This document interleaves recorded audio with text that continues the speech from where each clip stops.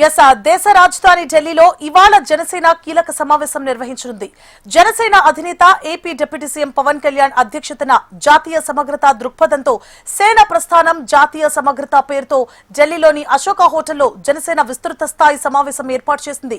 ఈ సమావేశంలో జనసేన ఎంపీలు, ఎమ్మెల్యేలు, ఎమ్మెల్సీలు, పార్టీ ముఖ్య నేతలు పాల్గొననున్నారు. ఈ సమావేశంలో పాల్గొనేందుకు పవన్ కళ్యాణ్ సహా ఏపీ, తెలంగాణతో పాటు కర్ణాటక, తమిళనాడు, కేరళ నుంచి ఇటీవల పార్టీలో చేరిన పలువురు హస్తిన చేరుకున్నారు. ఢిల్లీ ఎయిర్పోర్ట్ లో పవన్ కళ్యాణ్ కు జనసేన నాయకులు ఘన స్వాగతం పలికారు. కొద్దిసేపు వారితో ముచ్చటించారు పవన్ కళ్యాణ్. ఢిల్లీలో జరిగే సమావేశానికి సంబంధించి ముఖ్య నేతలతో మాట్లాడారు.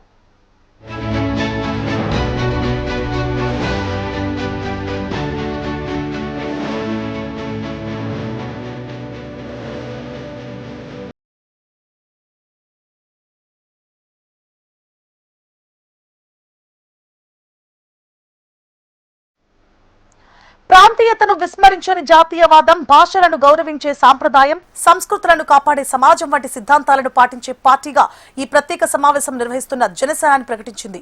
గత పుష్కర కాలంగా జాతీయ సమైక్యత కోసం జనసేన ప్రస్థానం ఏ విధంగా కొనసాగింది, జాతీయ సమైక్యతపై పార్టీ ఎలాంటి భావజాలంతో పనిచేస్తోందో పవన్ కళ్యాణ్ వివరించనున్నారు.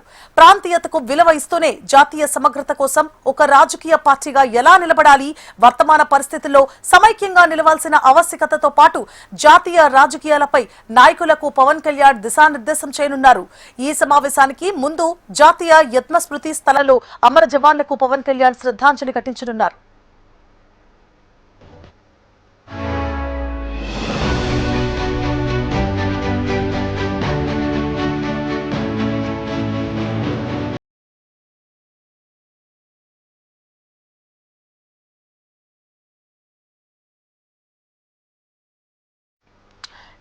దేశ రాజధాని ఢిల్లీలో ఇవాళ జనసేన కీలక సమావేశం నిర్వహించనుంది.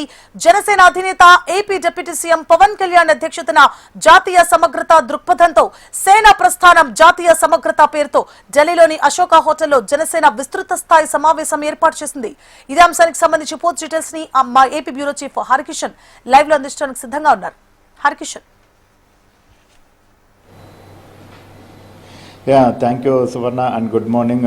ముఖ్యంగా ఢిల్లీ కేంద్రంగా ఈరోజు జనసేనాని ప్రత్యేకమైనటువంటి సమావేశాన్ని అయితే అశోక్ హోటల్లో కూడా నిర్వహించబోతున్నటువంటి పరిస్థితి ఉంది. ప్రధానంగా జనసేన పార్టీ ఏర్పాటు చేసి ఇప్పటి వరకు కూడా పుష్కర కాలం పూర్తయినటువంటి నేపథ్యంలో ఇప్పటి వరకు జనసేన వేసినటువంటి అడుగులకు సంబంధించి మననం చేసుకునేటటువంటి ప్రయత్నం జనసేనానితో పాటు జన సైనికులు చేస్తున్నటువంటి పరిస్థితి అయితే ఉంది. ముఖ్యంగా ఈ సమావేశానికి జనసేనకు సంబంధించినటువంటి ముఖ్యమైన నేతలతో పాటు ఎమ్మెల్యేలు, ఎమ్మెల్సీలు, అలాగే ఏదైతే నామినేటెడ్కి సంబంధించినటువంటి చైర్మన్స్ వీరందరూ కూడా హాజరు కాబోతున్నటువంటి పరిస్థితి కూడా లేకపోలేదు. ప్రధానంగా మనం చూసాం ఇటీవల జనసేన పార్టీకి సంబంధించి తెలంగాణలో నెలకొన్నటువంటి ఏదైతే వివాదం ప్రతి ఒక్కరిని కూడా పెద్ద ఎత్తున కదిలించింది. ఇటు రాజకీయ విశ్లేషకులు సైతం వీటి మీద పెద్ద ఎత్తున కూడా విశ్లేషణ చేసినటువంటి పరిస్థితి కూడా లేకపోలేదు. మరోవైపు ఖచ్చితంగా తెలంగాణలో కూడా జనసేన పోటీ చేస్తుంది, ఇకపై ముందుకు వెళ్తుందని చెప్పేసి కూడా పవన్ కళ్యాణ్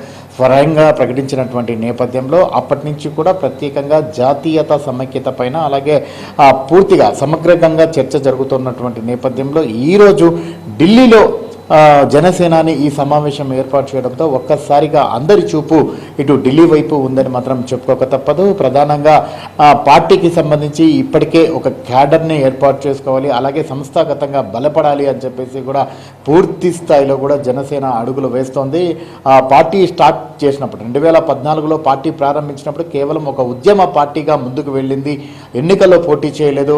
కేవలం ఇటు ఎవరైతే రాష్ట్రాన్ని అభివృద్ధి చేస్తారో అటువంటి వారికి తాము మద్దతు ఇస్తామని చెప్పడం, అలాగే 2019 తర్వాత స్వచ్ఛందంగా అలాగే ఏకంగా ఎన్నికలు కూడా పోటీ చేయడం, అలాగే 2024 కూటమితో కలిసి ముందుకు రావడంతో అంటే 2019లో అనూహ్య ఓటమి చవిచూసినటువంటి చేసినటువంటి జనసేన 2024లో పూర్తి 100% మెజార్టీ పోటీ చేసినటువంటి 21 స్థానాల్లో కూడా విజయం సాధించింది. సో వీటన్నిటిని కూడా విశ్లేషిస్తూ 2014 నుంచి ఇప్పటి వరకు జనసేనకు సంబంధించినటువంటి ఒడిదుడుకులు ఎలా ఎదుర్కొంది, అనేక మైలురాళ్లను ఎలా ఛేదించింది, సో వాటిని ఎలా అధిగమించింది అన్నటువంటి వాటికి సంబంధించి పూర్తిగా విశ్లేషణ చేస్తూ అడుగులు వేస్తుంది. మరోవైపు ప్రాంతీయతావాదం పెద్ద ఎత్తున ఇప్పుడు చెలరేగినటువంటి నేపథ్యంలో, అంటే తెలంగాణకు సంబంధించి ఏదైతే అక్కడ ఉన్నటువంటి నేతలు కానివ్వండి, ప్రజా సంఘాలు కానివ్వండి, వారు తీవ్ర వ్యాఖ్యలు చేస్తున్నారు, అలాగే ఆరోపణలు చేస్తున్నారు. పవన్ కళ్యాణ్కి సంబంధించి కేవలం ఆంధ్రప్రదేశ్లో మాత్రమే ఆయన అక్కడ పోటీ చేయాలి, అక్కడే పార్టీకి సంబంధించినటువంటి కార్యకలాపాలు జరుపుకోవాలని చెప్పేసి ఏదైతే తెలంగాణకు సంబంధించినటువంటి పార్టీ నేతలు అలాగే అక్కడున్నటువంటి కొందరు ప్రజా సంఘాలు ఆరోపించినటువంటి నేపథ్యంలో, వారు విమర్శించినటువంటి నేపథ్యంలో దానికి ఖచ్చితంగా కూడా పోటీ చేసి తీరుతుంది జనసేన. ఇటు తెలంగాణలోనే కాదు, ఏదైనా కూడా అంటే ప్రజాస్వామ్యంలో రాజ్యాంగం ప్రతి ఒక్కరికి ఎక్కడైనా దేశంలో జీవించేటటువంటి హక్కును కల్పించింది, అలాగే పోటీ చేసేటటువంటి హక్కును కూడా కల్పించింది. ఈ నేపథ్యంలోనే జనసేన ఒక ఆంధ్రప్రదేశ్లోనే కాకుండా ఇటు తెలంగాణలో అలాగే దక్షిణాది రాష్ట్రాలతో పాటు ఉత్తరాది రాష్ట్రాల్లో కూడా కంప్లీట్గా కూడా తన రాజకీయ కార్యక్రమాలను విస్తరిస్తుందని చెప్పేసి కూడా చెప్పినటువంటి ఆ పరిస్థితులు అయితే ఉన్నాయి. సో దానికి అనుగుణంగా ఈరోజు ఢిల్లీకి సంబంధించి, ఎందుకంటే దేశ రాజధాని, అన్ని దేశానికి సంబంధించినటువంటి రాజకీయ కార్యకలాపాలకు వేదికగా దేశ రాజధాని ఉంటుంది. సో అన్ని రాష్ట్రాలకు సంబంధించినటువంటి రాజకీయ పార్టీలన్నీ కూడా ఢిల్లీ కేంద్రంగా కూడా తమ రాజకీయ కార్యకలాపాలు కూడా కొనసాగిస్తున్నటువంటి విషయం అందరికీ తెలిసిందే. ఈ నేపథ్యంలోనే ఢిల్లీ కేంద్రంగా ఆయన రాజకీయాలు చేయాలని చెప్పేసి కూడా నిర్ణయించుకున్నటువంటి నేపథ్యంలో తాజాగా ఈ కార్యక్రమాన్ని, ఈ సమావేశాన్ని ఆయన నిర్వహించబోతున్నటువంటి పరిస్థితి ఉంది. ముఖ్యంగా ప్రాంతీయతావాదాన్ని గౌరవిస్తూనే అలాగే జాతీయ సమగ్రతను కాపాడాలన్నటువంటి నినాదాన్ని ఇటు జనసేన తీసుకోబోతున్నట్లుగా కూడా తెలుస్తోంది. ఈ కార్యక్రమానికి ఇటు ఆంధ్రప్రదేశ్కు సంబంధించినటువంటి జనసేన నేతలే కాకుండా తెలంగాణ, కేరళ, తమిళనాడుకు సంబంధించినటువంటి దక్షిణాది రాష్ట్రాల్లో ఉన్నటువంటి జనసేన నేతలందరూ కూడా ఈ కార్యక్రమానికి హాజరు కాబోతున్నటువంటి నేపథ్యంలో ప్రతి ఒక్కరు కూడా అత్యంత పూర్తిగా కూడా కంప్లీట్గా ఇటువైపు చూస్తున్నటువంటి పరిస్థితి కూడా లేకపోలేదు. అంటే అత్యంత శ్రద్ధగా కూడా రాజకీయ విశ్లేషకులు సైతం కూడా గమనిస్తున్నటువంటి పరిస్థితి ఉంది. ఈ సమావేశాన్ని ప్రధానంగా జన సైనికులకు, జనసేన నేతలకు, జనసేనాని ఏ రకమైనటువంటి దిశ నిర్దేశం చేయబోతున్నారు, జాతీయ సమగ్రతకు సంబంధించి ఏ రకమైనటువంటి అడుగులు జనసేన వేయబోతోంది అన్నటువంటి వాటిపై ఇప్పుడు అందరూ కూడా దృష్టి సారించారని మాత్రం చెప్పుకోక తప్పదు. మరోవైపు తెలంగాణకు సంబంధించే కాదు, మిగిలిన రాష్ట్రాల్లో సైతం కూడా జనసేన పోటీ చేస్తుంది.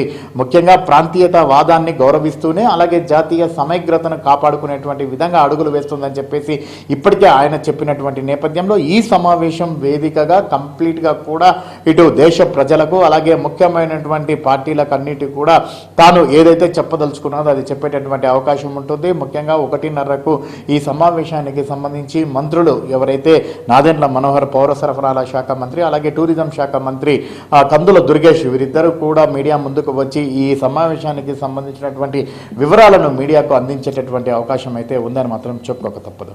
సువర్ణ. Right, thank you for the updates Harikishan.